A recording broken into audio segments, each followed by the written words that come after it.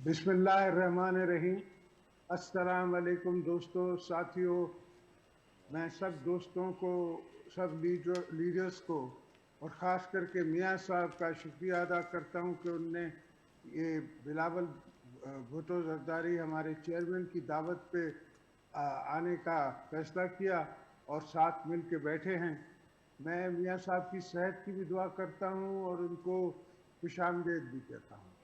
इंशाल्लाह उनकी सेहत जल्द बेहतर हो जाएगी और वो हम सब में होंगे और फिर उस वक़्त इंशाल्लाह तब तक अल्लाह उनको सलामत रखे। बहुत शुक्रिया, बहुत मेहरबानी। ये मेरी आवाज़ आ एपीसी रही है?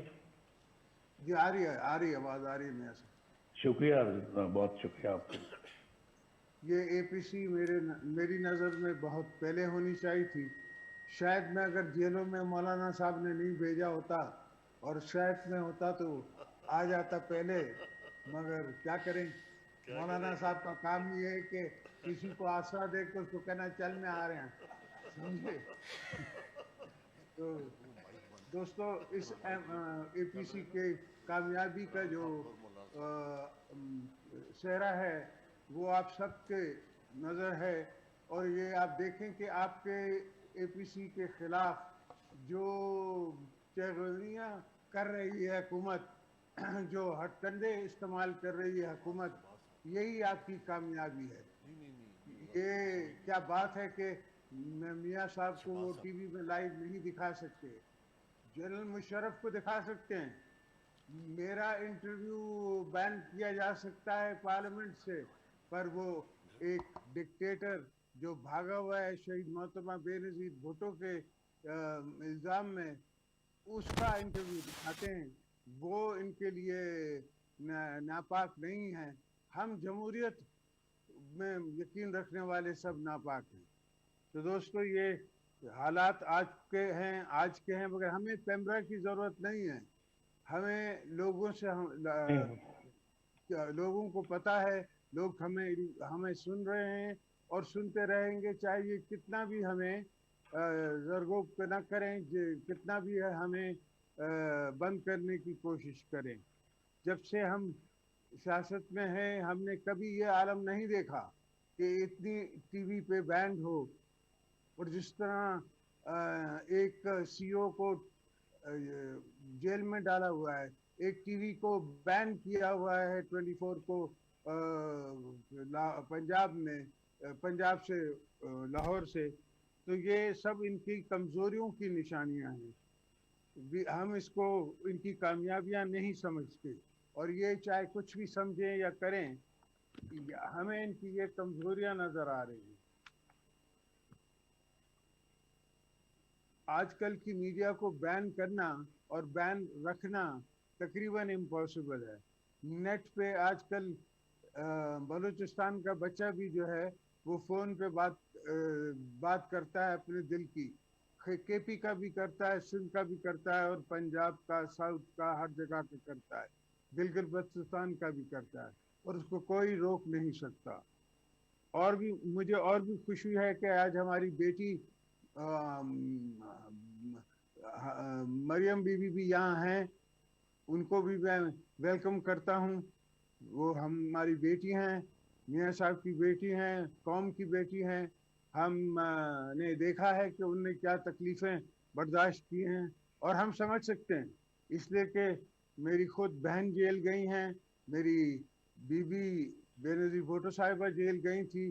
तो मैं समझ सकता हूँ कि इन दरिंदों ने उनके साथ कितनी तकलीफ के साथ उनने गुजारा होगा। मगर मैं उनको भी सलाम भी करता हूँ, मरियम बीबी को, और उनको कहता हूँ कि हम साथ हैं आपके।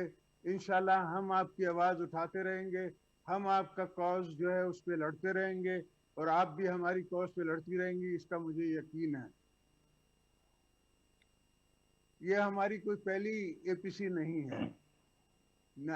1996 में भी, 2006 में भी बीबी साहिबा ने सऊदी अरेबिया जाके मियाँ साहब के साथ एक चार्टर ऑफ डेमोक्रेसी साइन किया था।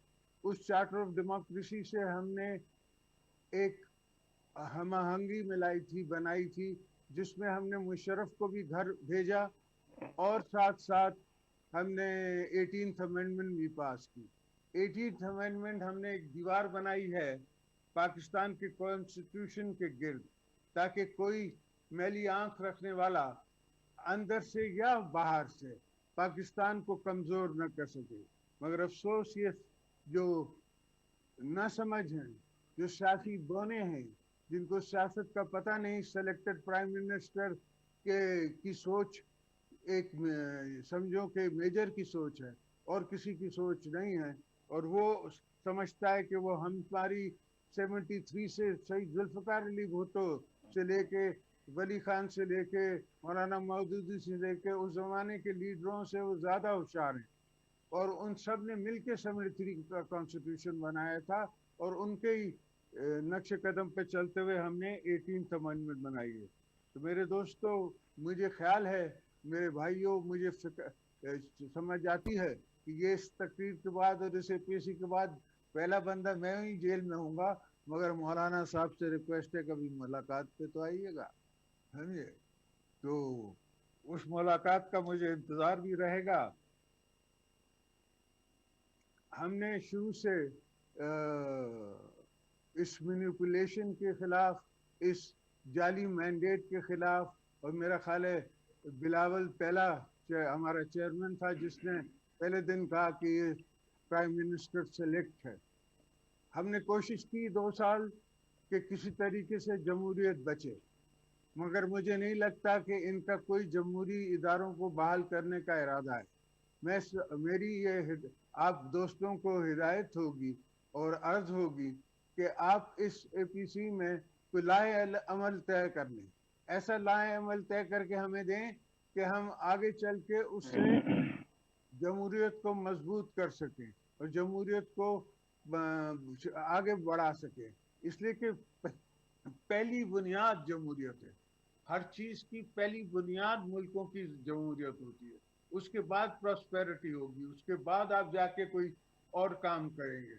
मगर ये ऊपर से आके और नीचे समझते हैं कि हमने जमहूरियत कर दी, ये कोई जमहूरियत नहीं है। इस तरह मुल्क नहीं चलते। हम बलोचों के कॉज के लिए भी अपनी आवाज़ बुलंद करते हैं और पाकिस्तान के फ्रेमवर्क में, और दूसरी कौमों के लिए भी, दोस्तों के लिए भी। 18th अमेंडमेंट में सबसे ज़्यादा अगर हिस्सा मिलता है तो पंजाब को मिलता है। हम पंजाब के साथ भी हैं, हम साउथ पंजाब के साथ भी हैं, हम पूरे पाकिस्तान के साथ मिलके हुकूमत शेयर करके, अपने सोचें शेयर करके और फिर आगे बढ़ना चाहते हैं। मैंने हमेशा दोस्तों को अपनी जगह पे अपने से ज़्यादा तरजीह दी है, इसलिए कि मैं समझता हूँ कि दोस्तों का उठना, हमसे बैठना, हमें बताना, हमें एडवाइस करना हमें कबूल है। ये जमहूरी ताकतों का, बाकी ताकतों के खिलाफ में हमेशा।